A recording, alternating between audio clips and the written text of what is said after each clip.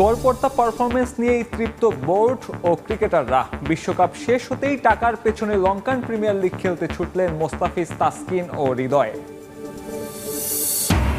Performance খারাপ হলেই জিম্বাবুয়ের মতো দলের বিপক্ষে সিরিজ আয়োজন করে বিসিবি। বোর্ডের মানসিকতা পরিবর্তনের পরামর্শ দলের বাইরে থাকা ক্রিকেটারদের।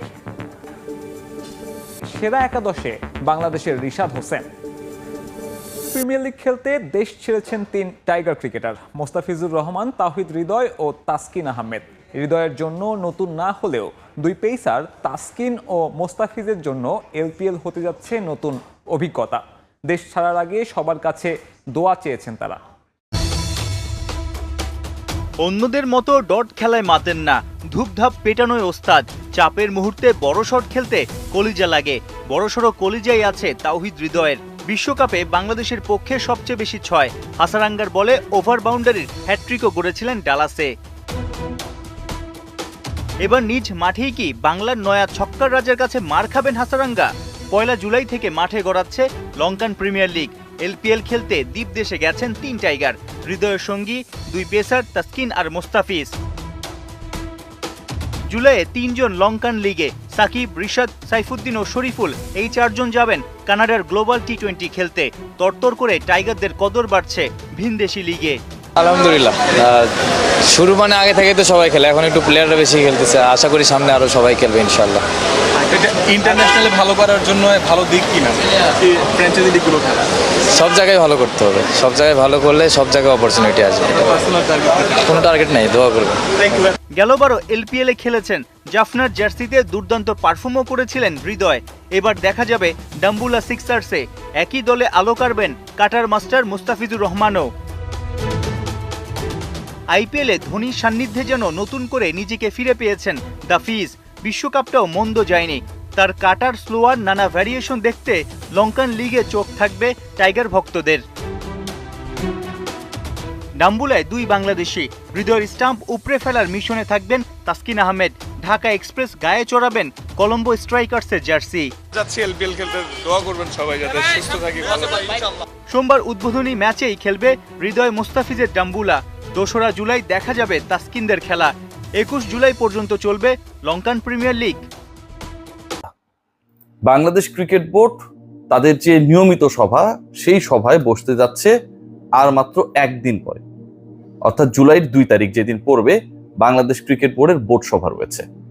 বাংলাদেশ ক্রিকেট বোর্ডের বোর্ড সভার এই বোর্ড সভার যেহেতু একটা নিয়মিত বোর্ড সভা, মূল এজেন্ডা হিসেবে যে বিষয়টা ছিল সেটা হচ্ছে শেখ হাসিনা ক্রিকেট কমপ্লেক্স, বাংলাদেশের ক্রিকেট বোর্ডের যে আইকনিক প্রজেক্ট, সেইটার শেষ পর্যন্ত বাস্তবায়ন প্রসেস কবে নাগাদ, এটার কাজ শেষ হবে, সমাপ্ত হবে, অনেক বিষয়ের অনুমোদনের ইস্যুস রয়েছে, সেই বিষয়ে আলোচনা। তবে বিশ্বকাপ যখন শেষ হয়েছে এবং বাংলাদেশের বিশ্বকাপ যেভাবে ক্রিকেট বোর্ড কর্তাদের অনেকের মতে হচ্ছে এটা খুব রঙে রঙে রঙিন হবো টাইপের করে শেষ হয়েছে, কিন্তু আসলে এটা যে কতটুকু বিবর্ণ ধূসর ভাবে শেষ হয়েছে, কতটুকু বিব্রতকর ভাবে শেষ হয়েছে, ক্যাপ্টেন নাজমুল হোসেন শান্ত যখন ব্যাখ্যা করেছিলেন যে বাংলাদেশের লক্ষ্যটা হচ্ছে 6 ওভারে 3 উইকেট যদি পড়ে যায় তাহলে সেমিফাইনাল না, কোনো মতে জিততে পারলে আমরা খুশি। সেই ব্যাপারটা অনেকে স্বীকার না করলেও ক্রিকেট বোর্ডের পরিচালনা পরিষদের যারা রয়েছেন, পর্ষদের যারা রয়েছেন, তাদের একটা বড় অংশ মনে করেন যেটা আসলে কোনোভাবে এক্সপেক্টেড ছিল না। বাংলাদেশ আরো অনেক দূরে যেতে পারতো, কিন্তু স্বপ্নটা সেই দূরবর্তী গন্তব্যের দিকে প্রসারিত হয় নাই। যাই হোক, সেই আলোচনা তো হবে, এবং এই আলোচনা মানে বাংলাদেশ ক্রিকেট বোর্ডের সভায়, গুরুত্বপূর্ণ সভায়, এটা গরম সভা হবে একটা, সিরিয়াসলি বলছি। সেই সভা সংক্রান্ত আপডেটস গুলো আমি আজ সন্ধ্যায় এবং রাতের যে আমার যে প্ল্যাটফর্মে যে নিউজগুলো হবে সেখানে আমি জানিয়ে দেবো। তবে তার আগে একটা ব্যাপার আপনাদের ক্লিয়ার করি। যে ট্যাগলাইনটা দেখছেন যে মোহাম্মদ সালাউদ্দিনকে নিয়ে হুট করে আলোচনা কেন শুরু হচ্ছে, সালাউদ্দিন ভাই আমাদের খুব কাছের মানুষ, বাংলাদেশের ক্রিকেটের সবচেয়ে সাকসেসফুল যে কোচেসরা রয়েছে, এবং ন্যাশনাল টিমের সাথেও তিনি অ্যাসিস্ট্যান্ট কোচ হিসেবে কাজ করেছেন, সেটাও এখন থেকে প্রায় 1 যুগ আগে, অনেক বছর আগে তিনি কাজ করেছিলেন অ্যাসিস্ট্যান্ট কোচ হিসেবে, প্রায় 1 যুগ আগের কথা আমি বলছি। সেই মোহাম্মদ সালাউদ্দিনকে নিয়ে নতুন করে আলোচনা হচ্ছে, এবং এই আলোচনাটা ক্রিকেট বোর্ডের অনেক পরিচালকের মধ্যে হচ্ছে, ইন্টারনালি হচ্ছে, নিজেদের ছোট ছোট যে ফোরাম রয়েছে সেখানটায় হচ্ছে, এবং হবার পেছনে সবচেয়ে বড় কারণ সেটা হচ্ছে আমরা প্রায় প্রতি মাসে 1.5 কোটি টাকা ব্যয়, মানে একজন কোচেরই বেতন হচ্ছে 1.5 কোটি টাকার কাছাকাছি।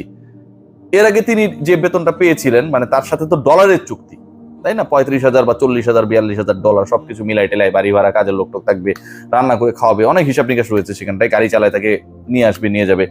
সো সেটা যখন ডলারের যেহেতু চুক্তিটা, একটা সময় এটা ছিল ধরেন $108-10, এখন তো সরকারি এটাকে বাড়িয়ে 117 করে দিয়েছে, তার মানে তার আরো বেতন বেড়ে গেছে, 2 থেকে 2.5 লাখ টাকা বেড়ে গেছে।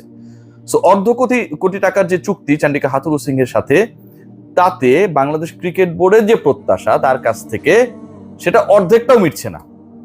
মাসে মাসে প্রায় 50 লাখ টাকা বাংলাদেশ ক্রিকেট বোর্ড তার পেছনে খরচ করছে। তার যারা সাঙ্গপাঙ্গ রয়েছেন, দল বলে যারা রয়েছেন, বারমুডা থেকে তিনি পছন্দ করে একজন কোচকে খুঁজে নিয়ে এসেছেন, তিনি হচ্ছেন মিস্টার হ্যাম। তিনি বাংলাদেশের ব্যাটিং অর্ডারে যারা আসলে টপ অর্ডার ব্যাটার, তাদেরকে ব্যাটিংটাই ভুলিয়ে দিয়েছেন।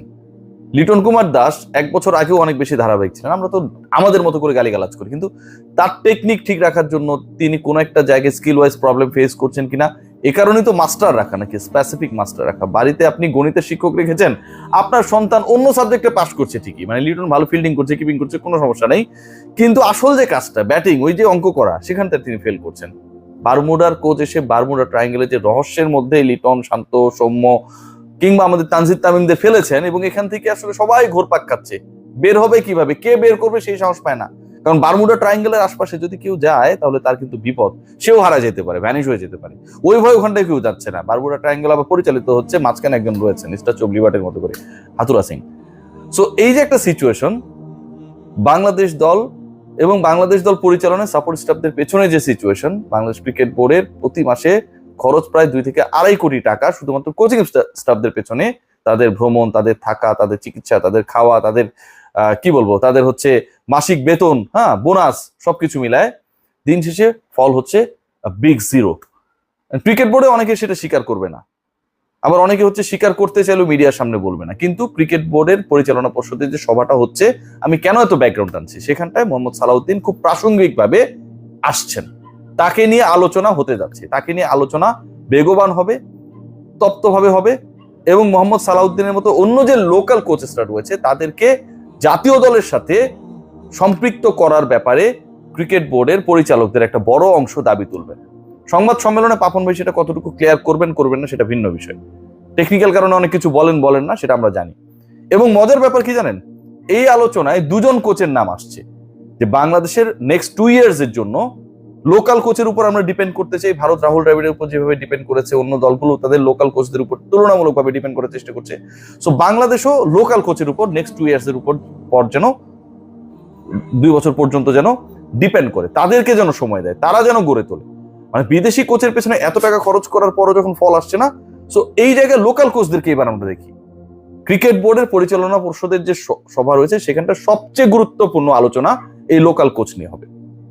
এবং মোহাম্মদ সালাউদ্দিনের নাম যেভাবে আসছে, আরেকজনের নাম কিন্তু অফকোর্স আসছে, তিনি হচ্ছেন খালেদ মাহমুদ সুজন। মজার ব্যাপার কি জানেন, আমরা যতই গালিগালাজ করি এই লোকটাকে, ওনাকে তো পাইলে মোটামুটি একদম যা খুশি তা সবাই বলে দিই, যতই গালিগালাজ করি। খালেদ মাহমুদ সুজন তিনি তার ইন্টারনাল ফোরামে যেটা জানিয়েছেন, যে তিনি আসলে ন্যাশনাল টিমের দায়িত্ব যদি তাকে দেয়া হয়, সেই দায়িত্ব তিনি নিতে চান না। তিনি যেটা বলেছেন, মার্ক করে নিতে পারেন, তিনি যেটা বলেছেন যে বরং সালাউদ্দিন যেহেতু মোর ইনভলভ উইথ ক্রিকেট, মাঠের ক্রিকেটে সালাউদ্দিন যেহেতু মোর ইনভলভ, ক্রিকেটারদের সাথে অ্যাজ আ কোচ তিনি যেহেতু মোর ইনভলভ, তিনি যেহেতু ডিরেক্টলি প্রোঅ্যাক্টিভলি কাজ করছেন, এবং এমন কোনো ক্রিকেটার নাই যার সাথে সালাউদ্দিন কাজ করছেন না। আমরা যদি খেয়াল করে দেখি, লাস্ট বিপিএল থেকে তার দল তাওহিদ হৃদয় এবারে বিশ্বকাপে সেরা তারকাদের একজন, রিশাদ হোসেন কুমিল্লা ভিক্টোরিয়ান্সের তার দল থেকে সেরা তারকাদের একজন। সো মোহাম্মদ সালাউদ্দিন তো সেই কাজটা করছেন, তাদের নিয়েই ডিল করছেন। তামিম সাকিবরা কোনো সমস্যায় পড়লে সালাউদ্দিনের কাছেই তো যাচ্ছেন। এন্ড অফ দ্য ডে বাংলাদেশের রাহুল দ্রাবিড় হচ্ছেন মোহাম্মদ সালাউদ্দিন। সো খালেদ মাহমুদ সুজন যেটা জানিয়েছেন তার ইন্টারনাল ফোরামে, যে তার নামটা আসবে এবং আলোচনায় এই নামটা যখন আসবে, তিনি বলতে চান যে তিনি আসলে এই দায়িত্ব নিতে চান না, বরং সালাউদ্দিনকে নেক্সট 2 ইয়ার্স এর জন্য জাতীয় দলের দায়িত্ব দেওয়া হোক। সালাউদ্দিনকে নেক্সট 2 ইয়ার্স এর জন্য জাতীয় দলের দায়িত্ব দেওয়া হোক। বাংলাদেশ ক্রিকেট বোর্ডে যে সভাটা হতে যাচ্ছে আগামীকাল, সেই সভার অন্যতম গুরুত্বপূর্ণ আলোচ্য বিষয় এটা। চান্ডিকা হাথুরু সিং এদেরকে সরিয়ে তাদের যে কোচিং, তাদের যে মেথড, তাদের যে টেকনিক, তাদের যে আলসেমি, তাদের যে ভ্রমণ, সবকিছুতে এমন একটা সিচুয়েশন তৈরি হয়েছে যে এটা থেকে বাংলাদেশ ক্রিকেট বোর্ডের পরিচালকরা এখন ভাই একটু ব্রেক চায়। আমাদের যারা নিজেদের কোচ রয়েছে তাদেরকে একটা সুযোগ দিতে চায়। দিন শেষে তাদের সেই দাবি পাত্তা পাবে কি পাবে না, উই হ্যাভ নো আইডিয়া, কিন্তু তারা সেই দাবিটা জানাতে চায়।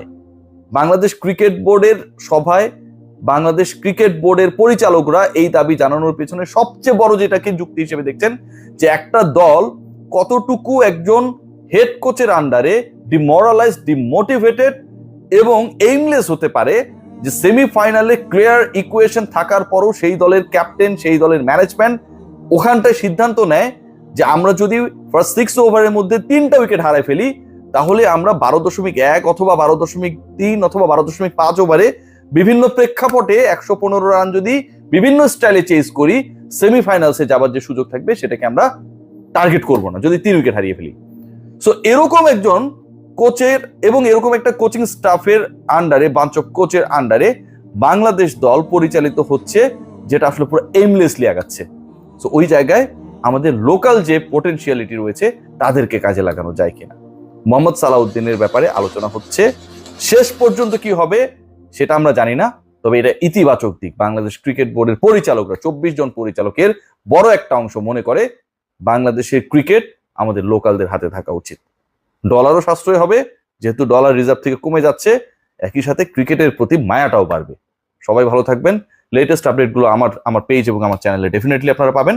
আজ রাতে জানিয়ে দিব আগামীকালের সভায় আসলে কি হতে যাচ্ছে, ক্যাপ্টেন শান্ত এবং হাতুড়ুর ব্যাপারে বোর্ড পরিচালকদের মনোভাব কি। সবাই ভালো থাকবেন। Take great care.